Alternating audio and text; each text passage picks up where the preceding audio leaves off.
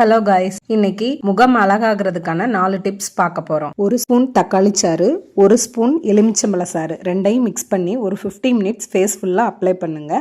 அப்புறமா face wash பண்ணிடலாம். இது கொலாஜின் அளவை அதிகரித்து சருமத்தை ஆரோக்கியமாக வைக்குது. 1 ஸ்பூன் எலுமிச்சம்பழ சாறு, 1 ஸ்பூன் கடலை மாவு ரெண்டையும் மிக்ஸ் பண்ணி ஃபேஸ் பேக் மாதிரி போடுங்க.